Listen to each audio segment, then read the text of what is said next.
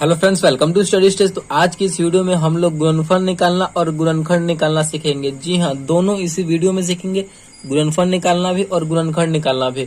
तो वीडियो में लास्ट तक जरूर बने रहिएगा, क्योंकि लास्ट में हम लोग गुणनफल और गुणनखंड में क्या डिफरेंस है, यानी क्या अंतर है, वो भी समझेंगे। तो चलिए सबसे पहले हम गुणनफल निकालना सीखते हैं। यहाँ पे गुणनफल का पहला क्वेश्चन है x square plus 5 into x square plus 8 है। तो इसे हमें सॉल्व किस प्रकार करना है, देखिए जब भी यहाँ कहीं पे दो फैक्टर दिया रहेगा तो दोनों फैक्टर में कैसे गुना करते हैं। देखिए यहाँ पे पहला संख्या दिया हुआ है एक्स स्क्वायर, तो इसी पहले संख्या से हमें जो अगला संख्या दिया हुआ है, अगला इंटू में दिया हुआ है, उसमें बारी बारी से दोनों में हम गुना करेंगे। तो एक्स स्क्वायर में एक्स स्क्वायर से गुना करेंगे एक बार। चलिए गुना करते हैं, एक्स स्क्वायर गुने एक्स स्क्वायर। फिर इसी एक्स स्क्वायर से हमें इस संख्या में गुना करना, अगले वाली संख्या में। तो प्लस है तो यहाँ पे हम प्लस का साइन देंगे। एक्स स्क्वायर में 8 से गुना करेंगे, यहाँ पे एक्स स्क्वायर गुने 8। फिर इसका काम तो हो गया, अब हम इसका काम करेंगे, यानी 5 से हमें फिर इन दोनों में बारी बारी से गुना करना है। 5 में हम एक्स स्क्वायर से करेंगे, प्लस का साइन है तो यहाँ पे हम प्लस का साइन देंगे। 5 गुने एक्स स्क्वायर। फिर हम इसी 5 से फिर हम 8 में करेंगे, प्लस का साइन है यहाँ पे तो प्लस का साइन, 5 गुने यहाँ पे 8 हो जाएगा। ठीक, तो इतना करने के बाद अब इसे हम फिर आपस में जो भी संख्या गुना में होगा उसको गुना करके रूप में लिखेंगे। तो एक्स स्क्वायर में एक्स स्क्वायर से गुना करेंगे। देखिए यहाँ पे बेस जो है सेम है, एक्स है, यहाँ भी एक्स है। जब भी बेस सेम रहता है तो पावर ऊपर में जो होता है वो जुड़ जाता है। तो एक्स बेस सेम वही रहेगा, पावर जुड़ जाएगा। 2 यहाँ पे है, 2 यहाँ पे है। ठीक, तो 2 जुड़ जाएगा तो यहाँ पे हो जाएगा हमारा 4, यानी एक्स का पावर 4 प्लस है तो प्लस। एक्स स्क्वायर में हम 8 से गुना करेंगे तो कितना हो जाएगा 8 एक्स स्क्वायर, प्लस है तो फिर प्लस। 5 में एक्स स्क्वायर से करेंगे तो यहाँ पे हो जाएगा 5 एक्स स्क्वायर, प्लस है तो प्लस। 8 में 5 से करेंगे तो 8 पंचे 40।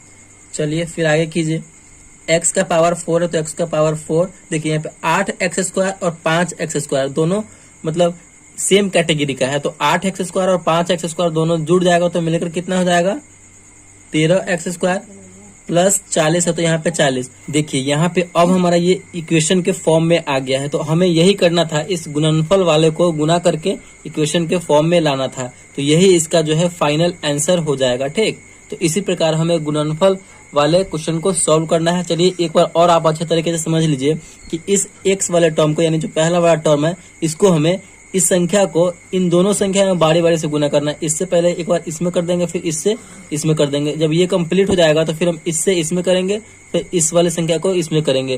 तो यही हमें करके फिर उसका फाइनल आंसर आपका इक्वेशन के रूप में आ जाएगा। यही इसका फाइनल आंसर हो जाएगा। तो आई होप आपने ये गुणनफल सीख लिया होगा। तो चलिए अब हम गुणनखंड बनाना सीखते हैं।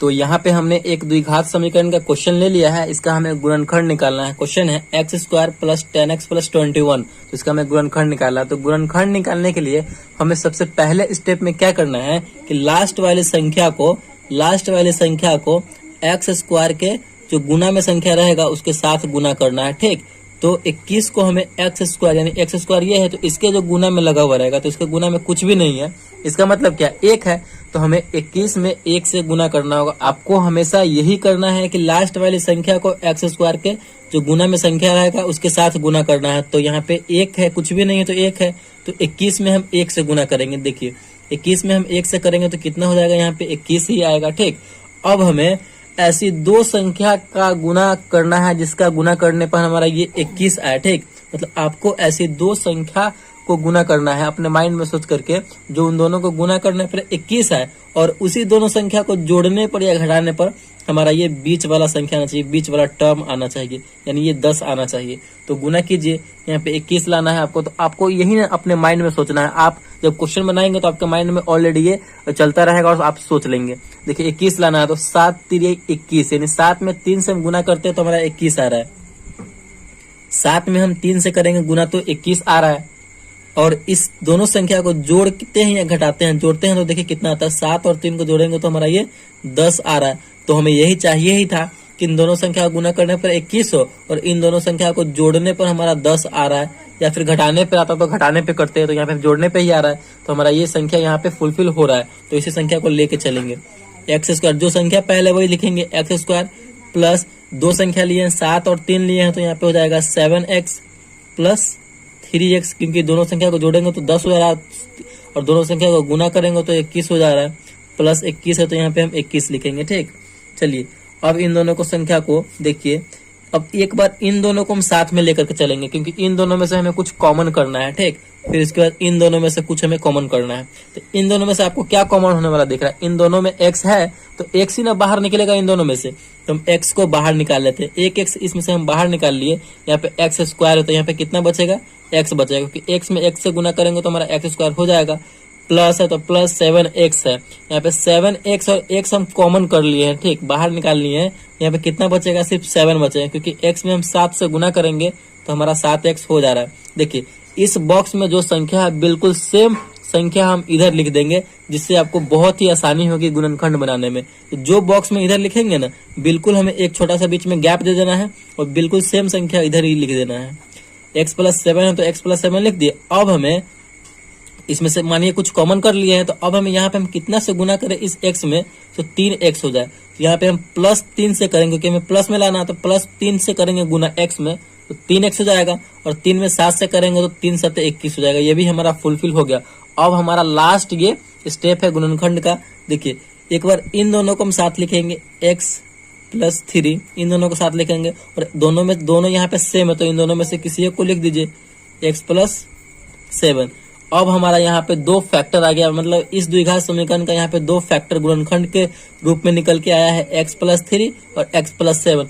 हो सकता है तो आप इसका अगर पूरा x का वैल्यू निकालना चाहते हैं तो x का वैल्यू भी निकल जाएगा।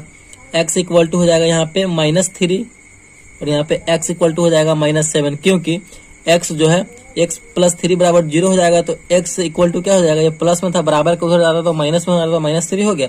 और x + 7, तो यहाँ पे x प्लस जो है, यहाँ पे 7 जो है प्लस में, बराबर को हो जाएगा तो माइनस में हो जाएगा। तो यहाँ पे हमारा ये फाइनल आंसर आ चुका है। तो इसी प्रकार हम गुणनखंड बनाते हैं। तो आई होप आपको गुणनफल और गुणनखंड दोनों समझ में आ गया होगा। आप समझते हैं कि गुणनफल और गुणनखंड में क्या डिफरेंस है, क्या अंतर है।